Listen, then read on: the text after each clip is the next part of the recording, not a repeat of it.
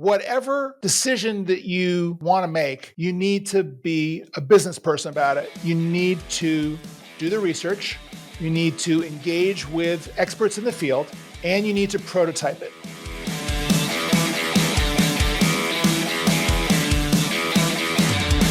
Hey, John, welcome to the show. Hey, Max, good to see you. Thanks for coming on my podcast. And the reason why I brought you on is I speak to a lot of professionals on a day-to-day basis, a lot of job seekers out there, whether it's making a career pivot or they're recently laid off. But there's a particular niche or demographic that I want to touch upon, which you have a lot of expertise in, is the 40 to 50 plus working professional. A lot of the professionals that I reach out to, they've been laid off recently, but they've been at their current company for like 10 to 15 years. They got laid off, and the job market and how you approach a job search has changed dramatically with like ATS, AI. So I wanted to break down a conversation into two parts. And as we dive deeper together, there might be other questions and paths that we can go along the way. But first off, wanted to start off with, if someone's been laid off at their company that they've been working for 10, 15, 20 years, and they don't know where to start, what would you recommend? That's such a loaded question. Well, the first thing I would say is don't panic. The second thing I would say is disregard all of the conventional wisdom that you think you know about getting a job, because the system is broken. And instead of making you even more depressed because the system is broken, learn how to circumvent the system. So I'm a career coach who does not come out of HR. I have a healthy suspicion of HR and all of the conventional wisdom around resume and recruiting and how that's supposed to work, because none of the advice that you're going to get from HR, from an HR-based coach, an HR-based recruiter, is focusing on helping you. It's focused on helping the company. And what you want to do is shift from an employer-centric approach to a candidate-centric approach. And that's particularly true if you have been in the workforce for a while, if you are kind of into this mid-career phase, you know a lot. Don't let yourself get knocked off your feet by all of these crazy ideas about how to prepare your resume for the ATS, right? All of this stuff. That's where I would start. So speaking of which, there's always, I'm not sure how engaged you are on LinkedIn or TikTok or whatever. There's always that debate about like, oh, you shouldn't hire a non-HR based coach or recruiter coach. They don't understand the system. They're just talking through their own personal experience. Then you have your side and my side too. I've never worked in HR as well. I think more of a marketer. So like, what's your opinion about that when like you have these? Oh yeah. Oh, great question. So I will say, it's like, I go back to my point, which is if you want to kind of kowtow to the system and kind of knuckle under to what they tell you to do, go for it. But look at the results. The results are that you're going to kind of wind up in another situation where you're vulnerable. You're going to get laid off. You don't know that you're necessarily going to wind up with a good team. You're going to be doing someone else's agenda, not your agenda. And if you keep doing that for the rest of your career, you're going to wind up at age 50, 55, or 60, booted out of the whole system, and you'll have nowhere to start. You'll have no way to get back in.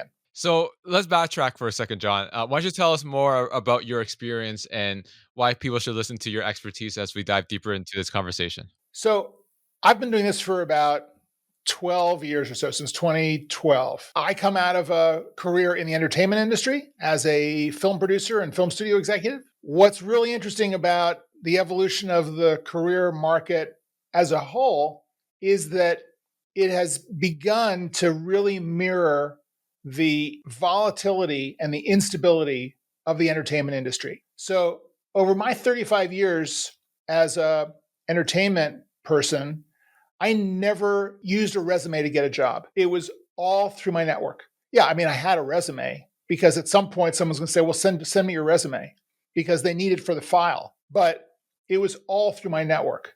And no one ever said to me, oh, could you send your resume over and we're interviewing for this position? It was all through referrals. It was, hey, call this person. I just had a conversation with them about you. You'd be great for this job. Go, interview. And yeah. So-and-so told me about you. Sure, come on in next week. The fact also about my career is that I got fired a lot. And I dine out on the fact that I've been fired, as I've calculated it, 39% of the time in my entertainment career. It's a lot. You learn a lot from having to tap dance a lot around getting a job again. And you learn what to do, what not to do. And you learn to be self-reliant. And you learn how to turn setbacks into successes. And you learn to have a kind of a healthy skepticism about the work that's out there. So, for example, never believe a job description, because a job description is written by a hiring manager. The last thing that hiring manager wants to do in their day is write a job description. They want to just do their job. For the once or twice a year that they're going to have to replace someone on their team, it's a real pain in the butt having to figure out what goes into this job. You really don't know. You really haven't described it particularly well. In many cases, that job description was written by someone in HR who's not on your team. Be really careful when you're searching for jobs on a job board to understand what it is you're getting yourself into. You want to have some conversations with people at that company before you even go in there to find out more about this. You want to try to network your way to that hiring manager.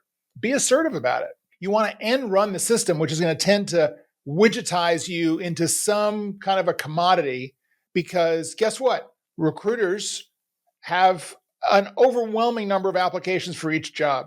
If I'm a hiring manager, and I have been a hiring manager many times in my career, I'm not going to tend to prefer to go with someone over the transom. I want to get a referral.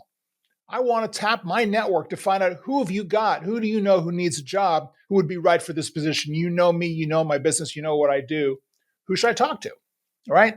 As opposed to someone just coming in, it's like, here's like 10 resumes that HR has handed me from people who have applied for the job because it got posted somewhere. I don't know, right? So just think about this. Think about the world that you're getting yourself into. You want to really focus on what I call your superpower. And I'm going to go into my rant now about my system for how you get hired today.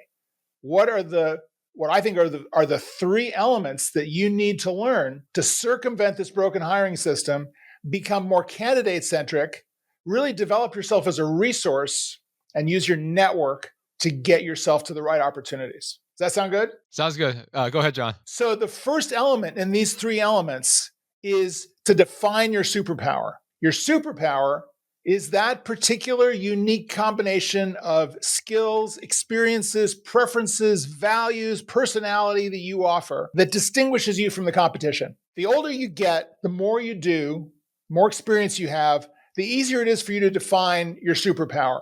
There are people who are kind of shot out of a cannon as they get into the business, and they know exactly what it is that they want to do, and they do it and they cultivate it, and that's great. But for most of us, it's going to take some time to figure this out. The good news is, if you've been around for 10, 15, 20 years or more, you've got a pretty good idea about what you like to do, what you do well, what makes an impact, what employers want. That's what you need to define in your superpower. And you use your LinkedIn profile to talk about it. A couple of pro tips. You probably know this and probably talk about this already on this podcast. Your headline on LinkedIn is never your job title. It is the 3, 4, maybe 5, if you can squeeze them in. You got 220 characters, roles that you perform. It's what it is that you do, the kind of the menu of what you offer. Keywords are good. You're going to get searched on this. Your about section, people get this wrong all the time. Your about section is not a mini bio of what's in your resume, and it's not in the third person. It is a first person mission statement. You need to talk about who you are, why you do what you do, and where you want to take it. It's a conversation starter. You want to grab someone with your headline, really get them interested in you in your about section so that they start thinking, wow, this person's interesting. It's got a lot of stuff going on. I like where they're going with this. I like what their mission is. I want to talk to them. And then your experience section is where all of the resume stuff comes in. Your experience section maps bullet for bullet to your resume. It's your master resume. And if you're going to apply to a job, yes, customize that resume that you're submitting to focus on the goals of that particular job description, but don't veer too far from what's on the master resume because you want to portray yourself as a consistent candidate across all the stuff that you do. Why is that? Because you're not trying to fit yourself into a job. You're trying to find takers for your superpower. And that gets into the next element, which is turning your network into a referral community. A network, all the people you've got, if you're on LinkedIn, you've got 500 plus people in your LinkedIn connection list. That network will stand by and watch you fail. They don't really care about you. But within that network is a community, and the community will step in and help you succeed. So you want to connect to, I don't know, maybe it's 50, 100 people who really vibe with what it is that you do, who really get your values, get the value that you deliver. And by the way, you feel the same way about them. So you create this shared referral community to get yourself out there, to get the message out there, and get referred to those jobs and opportunities where you can make an impact. Stop thinking that, particularly this is something which I talk about with my mid-career clients all the time. They've done a lot, so they think, well, I can do anything. I want to be open to any possible job that could be out there. Wrong strategy. It's like the old marketing idea. It's like if your product is for everyone, your product is for no one. So if you're going to spread yourself so thin out there and say, well, I could do this job or I could do that job, you want to focus on the jobs that you were born to do. You want to narrow it down and focus your community on the very specific niche that your superpower talks about. And then the third element is branding, professional branding through thought leadership. People say to me all the time, look, I've done the networking, I've gone out, I've got a whole bunch of new people that I've met or that I've reached out to on LinkedIn. Now what do I do? Am I supposed to kind of email them every week or every 2 weeks to kind of find out what's going on? That just seems ridiculous, and it is ridiculous. And you're going to start really wearing out your welcome really fast. So this is where the branding and the thought leadership comes in. The third element is stand up for what you stand for. Building off of what you talk about in your about section, you've got a set of ideas, values, prescriptions, predictions about what's going on in your business. What are the themes that are really important to you and the people that you work with about what the future is? What's going on right now in this world that you work in? That's a hot button issue. Talk about it, share about it on LinkedIn, curate articles, get into conversations with people about this, raise your visibility, express yourself, get involved with organizations, professional organizations, mentoring, volunteering, events, organize stuff, get together with other people to do masterminds around how you can work your way through these things. Talk about everything that in a funny way is not about getting a job. It's all about getting a job. It's all about positioning yourself as an expert in your area, enhancing that value. And when you're in front of a hiring manager in an interview, they go, wow, you do all these other things, but it's all about the work that you do. It's all thematically lined up. So those are the three elements that you want to focus on if you want to focus on it before you need to get a new job. If you're in a job, you have the luxury of being able to build up this profile and this reputation around what you do and the value that you provide so that when all of a sudden you need a job, you've got the resources available. You've got the clear superpower definition, the profile that really is consistent, really goes to the heart of it. You've got your community that's out there looking for you, that's going to go, hey, Max is looking for a gig. Let's go. Let's find them something. Here, there are 5 people you need to call. And then you have your thought leadership built up. So your reputation precedes you into the room. And you are already identified as a professional, as an expert in your field. It's going to make it a lot easier for you to land that next gig. And for many of my clients, following this procedure and this methodology means that they never have to apply to a job again. Because they build up all that reputation, they've built up the network, built the thought leadership, and now people say, "Oh, I know this guy. I think he's a good fit for this role." Exactly, and that maps to my experience in entertainment. I never kind of looked for an open position on a want ad or a job board. It never got to that. It was always, okay, Tarnoff's looking. What are we going to do for him?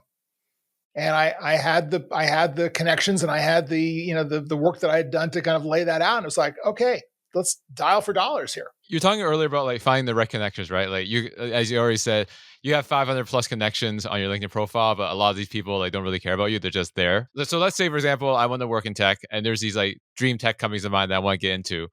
But like the standard approach of like going through LinkedIn, finding position people in your potential department or field, connect with them, reach out with them. Sometimes they'll accept, but they won't respond after that fact. Sometimes they'll be willing to talk to you, but they won't help you any further. There's been a lot of like thought leadership on that aspect, and a lot of people are frustrated with the networking because it doesn't really bear any fruit.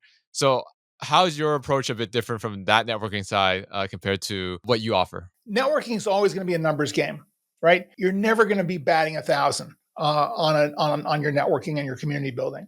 Part of the value, or the part of the secret to that, is the thought leadership. All these elements work together. If it's really clear who you are and what you provide and what you do, you make it really easy for people to get you or not get you.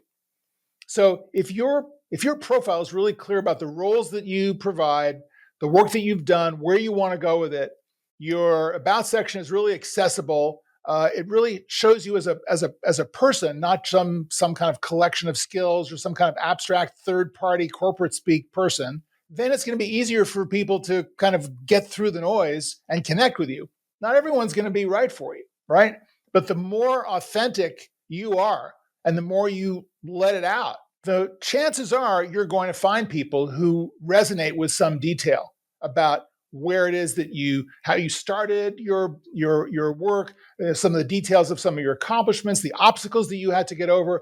Make yourself identifiable, make yourself a real person so that people have a kind of a hook to grab onto and an interest, because guess what? Everyone on the platform is after the same thing. It's like I joke about this open to work circle, this green open to work circle on LinkedIn, which I think is kind of ridiculous. It's a very passive signal. I've gotten into trouble with people over it. They say, "How can you say that? It's what's wrong with putting open to work there?" It's like, well, okay, sure, put open to work on your profile, but it's basically saying, "I'm here. I'm here. Please call me if you have a job for me," as opposed to taking a more proactive attitude. Because guess what? Everybody on LinkedIn is open to work, right? That's why we're on the platform. So yeah, there's a lot of noise. A lot of people say, oh, it's a swamp on LinkedIn. It's like, well, okay, yeah, it's a little bit of a swamp. So guess what? Get your high wader rubber boots on and wade through that swamp, because there are people in there who do the same kind of stuff that you do, who hire people like you, and who are interested in finding quality talent. So if you are a quality talent person, let that freak flag fly. Share all about that with other people. And little by little, if you keep at this every day and reach out every day, do your research. You were talking about, 3 dream companies that you want to work at. Well, maybe you'll be lucky enough to land at one of them. But guess what? There are other companies in those areas that are maybe not quite so dreamy. They actually may be better suited for you. Find those companies, right? Research them. It's a great search engine, LinkedIn, to find the companies that are doing interesting things, research their products, research their people, try to connect. Some of them will connect back with you if they look at your profile and they go, oh, this is a cool person. I'll talk to them. I'll see what they have to say.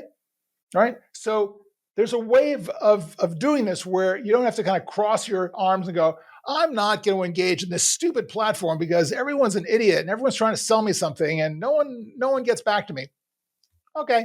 You can take that attitude. Just to reiterate what you're saying, so you define what your superpower is, then you would integrate that into your LinkedIn profile. You have your thought leadership. So then when you do reach other people, if they're not responding to you, that means like, oh, what does this guy want? Oh, yeah, I'm looking at his profile. It just seems like a bunch of work experience. Okay, he's obviously looking for a job. But then if you come along and you have all your profile completely polished, you show some thought leadership content and say, oh, this guy seems interesting. I know he wants a job, but like maybe he's a good fit for our team. So then they want to reach out to learn more about you. So in a way, you create curiosity compared to just reaching out with a bare bones profile. That's exactly right. And a lot of the key to thought leadership is that it's not about getting a job, even though it is. But it's not about getting a job in the sense that you're talking about an issue, right? So if I mean, let's just kind of pick something out of thin air. Let's talk about the economy. Let's talk about is the economy going to sustain this job growth? And maybe as part of the work that you do, you are into demographics and the economics of the job market. And so every time the job numbers come out every month, you write a little blurb about that and go, well, the conventional wisdom on it was it was going to go to here, but it didn't. Here's my thought about that. I think that because of X or Y factor, that's why the numbers were a little bit up or a little bit down. Over time, if you're continuing to observe this particular metric, you're going to build up a little bit of a track record on this. People will be watching what you write about. People will be interested in this. Those are the people that you want to connect with and who will connect back with you. So you're kind of circumventing this idea of, oh, I'm looking for a job, because you've got other stuff going on that is kind of more elevated in a way than simply looking for a job. And as a part of the conversation, that job may come up, or the opportunity for an informational interview, which is another technique or a tactic that you want to try to use when you're having conversations with people. It's not about getting a job. It's like, hey, I'm doing some research on this particular area. This is an area you work in. Would you be open to spending 15 minutes with me on a call? I've got some questions I'd like to ask you about this. And you get a chance to have a legitimate conversation about a thought leadership topic that's of interest to both of you. You build a little bit of a relationship. Who knows what happens on the call? Maybe you kind of fall in business love on the phone call or on the Zoom call. And it's like, hey, this has been a great conversation. Let's stay in touch. I'd really, love to hear more about this. And, they may contact you in a month and go, hey, I just read this article, which I thought you'd be interested in. Here it is. So you're talking earlier about like following up, right? Like you mentioned like, yeah, you have a good conversation and then like you constantly message them every couple of weeks and then it gets annoying. So how do you maintain connection without badgering? Well, thought leadership is the answer to that. If you're constantly standing up for what you stand for, and you've got 2, 3, maybe 4 topics that you're constantly talking about and posting about and engaging about, then you've got stuff to share, whether you share it on the platform to a broad group of people, or you keep a spreadsheet or a CRM to track individual people. If you know someone has got a particular interest in this particular topic and you see an appropriate piece of content around that, you send it to them and say, hey, thought of you, saw this the other day, thought of you, here it is, check it out. All right. So you want to be giving to your network and your community 80% of the time and asking for favors 20% of the time. That's my twist on the Pareto principle. Yeah. Or Gary Vaynerchuk says is like, I think it's jab, jab, jab, right hook, which is like Absolutely. I love that. Yep. ask, right? So the same Exactly concept. right. Yeah. Same idea. So the framework you provided is a great strategy that's, again, not the usual regular strategy or traditional strategy that a lot of job seekers do nowadays, which is basically apply online, tailor their resume a bit, and like just bombard their resume. Spray and pray. Yeah, spray and pray, right? So your approach is obviously a bit more targeted. Yes, you're applying to less jobs, but you're actually going to get more fruitful conversations, build relationships, and get your job quicker. So this is great for professionals that need to speed up their learning if they've been at a company for 15, 20 years and this is their first job search. So this is great, again, for people who want to stay in the same field. But what if, for example, let's say you're 40 or 50, you're laid off, and you take it as a positive, saying, "Okay, I've been doing this to pay bills for a while. This is like a reset for me. Maybe I should reinvent myself and try a different field or a different role or a different industry." So how does that work in terms of using that same strategy that you just recommend on LinkedIn when they don't have that experience? It's a really good question.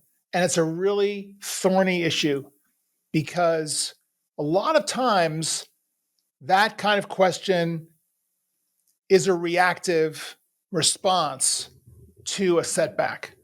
And there's kind of a throw the baby out with the bathwater thing going on, where someone says, I'm fed up with this industry. I've been doing this for 30 years and I'm not, seeing the result. And now they boot me out with no warning, blah, blah, blah. I'm going to go and I'm going to open up a donut shop. I'll show them. All well and good, possible. I think that whatever decision that you want to make, you need to be a business person about it. You need to do the research. You need to engage with experts in the field, and you need to prototype it. So you need to somehow construct a no fault, no lose iteration of that business that you want to go into, you want to try. And you want to start building a ramp. You want to start building relationships with people who are already in that business, people that you may be able to shadow. So again, use the 3 elements system where you tell a different story now. You say, after my 30 years in mortgage banking, I am pivoting to a new focus on, and whatever that might be. But what I would encourage you to do is find the underlying thread that links the work that you've done previously with the work that you want to do going forward. I would say for most, if not everyone I've ever worked with, there is always a common thread that underlies the motivation, the why that someone has about doing what they do. Maybe it's a focus on people. Maybe it's a focus on numbers. Maybe it's a focus on logistics and planning. There are all sorts of underlying talents and interests that we have through what we do that are really much more foundational than the industry we work in or even the role that we have.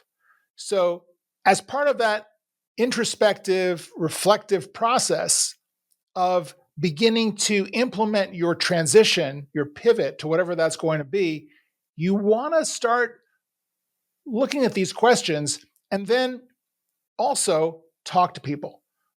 In any of these processes where you're making a transition, even if it's to another job in your current industry, you want to connect with a handful of trusted advisors, people that you've worked with before. Former bosses are great for this. If you've got a good enough relationship with them, to give you some honest feedback, kind of do a personal 360 around your strengths, your weaknesses, where you should be, where you shouldn't be, what you should avoid, what you should go for, and take that data that you get from these meetings and factor it into your plan. Because you may find that the more you do this process and the more you examine it, this idea of opening up the donut shop is not really what you want to do. In fact, it's not that you don't want to be in your business anymore. It's that you don't want to do the work that you used to be doing in that job. And if you could just avoid all of that, you'd love to do the job that you just finished doing for the last 20 years. So what that means is you want to be a consultant. Okay. What does that look like? Who else is consulting in your field? What are the kinds of packages that they are offering? Can you do something different? Can you do something better? How are you going to compete? Right? All of these step-by-step procedures, which can be well planned, well researched, and you can give yourself, room to develop them while, by the way, you are looking for some short-term gigs to keep the lights on while you're making this pivot.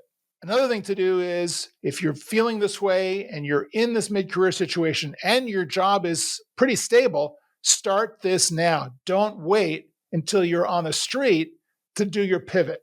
Start a side gig one way or another from your current gig, your main gig, and start to prototype it on the side.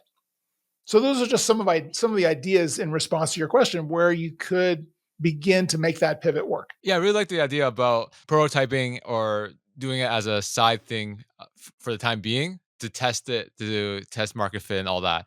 A lot of people just want to jump right into the deep end. And although you see these rags to riches stories, most people should not go that route. They should do the testing and reiteration because like for every unicorn, there's a lot of dead ends as well. Yeah, I mean, if you've been inside of VC, it's they want you to believe that they are great company pickers and that they only pick hits, but they don't.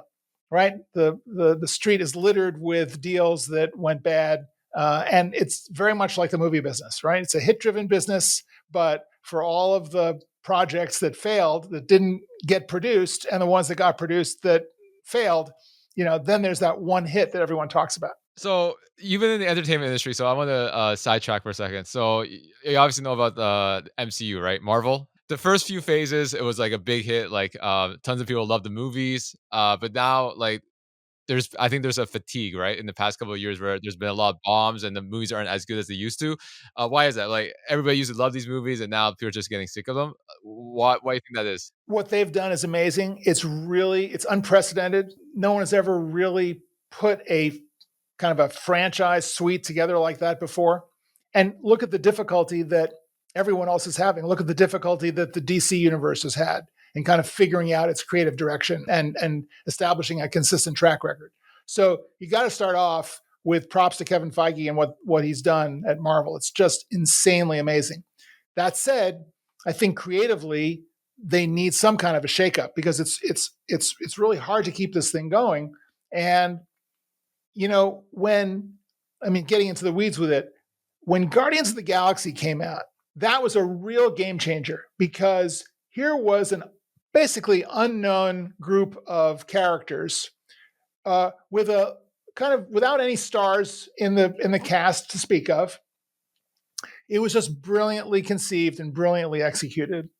And you can understand why James Gunn has done so well, because he completely took that property and reinvigorated the MCU through that one project. So that kind of creative juice is always going to be the way out of the doldrums, and you've got to resist this urge to take what you've done and kind of rubber stamp it time and again. You got to take some chances, got to take some risks. So maybe they're going to be taking some more risks on the upcoming movies. Maybe that's going to pay off. Is there comic book fatigue? Probably. Can that be solved? Somehow it will be. There's always a way to reinvent content. Just as there's always a way to reinvent your career. Like in terms of like reinventing your career, right? Again, like you deal with mid professionals, senior professionals, 40, 50 plus. One of the big things that is controversial is the ageism, right? There's been a lot of career advice about like, don't put your graduation year if it's like early 2000s or 90s. Work experience as well. Like, don't go into the 1990s of your work experience. Some say like 10 to 15, like maximum. Like, don't show anymore because like there might be some age bias there. So, what is your take on that in terms of like ageism, hiding your years, just showing your most recent roles? What's your opinion on that? Great question. So, I'm a little bit of a contrarian about this. I'm a kind of a in-your-face person about this. Here's the deal. If you are hiding your age, if you're trying to prevent someone from figuring out how old you are because you're afraid that they may be biased against you, and you get called into an interview, and this has happened to people I know, where they get on the Zoom call and all of a sudden it's like the job just got pulled. Well, yeah, I'm sorry. We just made an offer to someone, and I wanted to get on the call with you because we had this meeting, but there's no more job. Goodbye. Stunts like that get pulled. My point is that sooner or later they're going to find out how old you are, right? They can look you up. It's called the internet. There are no secrets. If you've been in a career a certain amount of time, even if it's only 10 or 15 years, and they're biased against you, they're going to be biased against you. And do you want to work for people who don't recognize you for the value that you bring, that the value your age and experience bring to the table? I don't think so. That would be a really uncomfortable situation to have to kind of lie about yourself every day going into that job. Yes, your most recent experience is your most relevant experience. So on your resume and your profile, you want to emphasize what you've been doing for the last 5 years and really bring that to the front. But don't deny that you've been working for 25 years or 35 years. Summarize your early positions at the bottom of your resume, but don't pretend that you're 15 years younger than you are, because what you're going to be doing is throwing yourself into the competition with everyone who actually is 10 or 15 years younger than you are. but doesn't have the experience to show for it. So again, if you have 35 years experience and you're trying to come across as having 15 years experience, but something's not right. They know you're older than that. So what were you doing before? They're going to be curious. Why don't you just tell them? If they don't want to hire you because you're older, well, okay, you're not going to have fun in that job if all they want is someone who is young and supposedly fresh and whatever the reasons are and they're ageist and they're biased. See what I'm saying? Your authenticity and your transparency are your strength. It's part of your superpower. Don't deny who you are at the end of the day. It's just going to make you miserable and it's going to make you a bad candidate because you're hiding something. And if you're hiding this thing, then what else are you hiding? Right? It gets down to an integrity question and it gets down to a live with yourself question. Yeah, that does make sense, right? Like in terms of like the ageism part, the common biases in terms of like older workers is like maybe they're so accustomed to how they do things, we can't teach them like new ways to do things. For example, if someone's like if someone's like 30 or 35 and they see like a 50-year-old. Buzz, no, wrong, bias, right? It's the same thing for saying, oh, that kid in their 20s, they just don't have enough experience. And I don't trust them with this responsibility because they're too young. It's like, really? I mean, they may have been working since they're 15, right? In doing jobs. They may have had a entrepreneurial business in their bedroom since they're 12. And you're saying they're too young at 25 to administer something? Come on. I mean, age bias is toxic on both ends of the spectrum, right? And you really want to take, and I'm talking to the employers out there, you really want to take each person at face value and not put your own prejudice on display and penalize the person that you're considering and penalize yourself because you're losing the opportunity to work with someone great. Yeah, that's a good point. So instead of like again judging someone based off like their age, you should judge them based off the answers they give, right? Then you can know if they're actually a true fit, not necessarily just based off how old they are. Yeah, and on their track record, right? I mean, that's the whole idea about having this three elements profile, which really kind of goes into the depth of who you are, not just what you do. Because skills are great. Everyone says, "Oh, skills. We need skills." The ATS is going to call out the people who don't have the skills that we want. Well, skills can be learned, guys, and skills are going to be changing next year. So the people that you hire for the skills that you wanted this year aren't going to be the people that you want to work with next year because they don't have the skills anymore. But maybe they're adaptable. Maybe they can learn. Maybe they have a track record of having pivoted from job to job and learn skills and skills. So maybe they're good at this. Maybe they're good at these kinds of transitions. Maybe you want someone in your team who is resilient and who can provide some mentoring and experience to other people about learning new skills. Just a thought. Yeah, absolutely. And to go to our final part of the conversation, you said earlier about how the entertainment industry is very volatile in terms of like the hiring, firing, and you're seeing that theme and trend trickle down to other industries. So, where do you see the job market trending in the next few years when it comes to like stability in the job market, if that does exist, and how do you protect yourself? Well, I think no surprise here. It's getting more freelance. It's getting more contract based. Employers are scared. Frankly, it's really difficult to figure out where this is going to go. AI, of course, is the boogeyman du jour, both for employers who are trying to figure out how to use it and for candidates who are trying to avoid getting killed by it.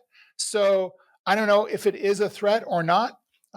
It's something to learn, right? It's a skill set that you want to learn, you want to incorporate, but it's just another disruption that's coming down to add another ball to the juggling that everyone is going to have to go through. That's the only prediction I'm willing to make. Just that it's going to get weirder and weirder, and that there is no return to a stable job market or economy. Like I have read stats that like the past few years, like contract jobs, freelance jobs are on the rise, and then the full time with benefit jobs are really decreasing. So one thing I'll just say about that from a candidate point of view and just from a mindset point of view is that given that development, even if you are looking for a full-time job, take the attitude of a consultant. Don't take the attitude of an employee going in to do the job description. It's like, what's the job description? Oh, I can do that. Here's why I can do that. Because the job description is going to change. The department's going to change.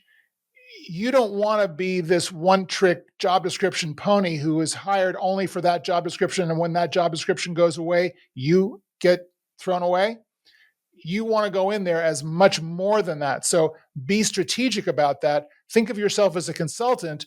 Go in and talk about how that job description is part of a larger mosaic of what the company's doing. You've done your research, you know what that's about, and talk about that from a consultant point of view as a solution provider, not just as an order taker. Yeah, because like, if you're just an order taker, like AI is eventually going to take over all these order takers. So Absolutely. you need that creative thinking and complex problem solving to increase your job security, so to speak, but also bring more value to the marketplace. So again, John, really appreciate your time in really diving deep into your strategies that are unorthodox, so to speak, compared to the standard applying online.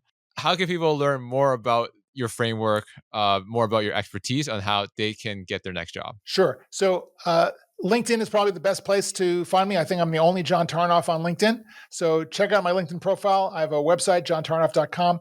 I also started a community site called the Mid-Career Lab. And you can find out more about that at midcareerlab.com. If you are in that mid-career situation and you want to build community with other people in mid-career, join us on the lab. And we do events and kind of working up a new agenda of workshops and courses and other opportunities for people to learn more about how to stay resilient and keep their careers going in mid-career. Thanks, John. Again, appreciate the time. Thank you so much for watching. For more content on careers, job search, and self-improvement, make sure to hit that subscribe button.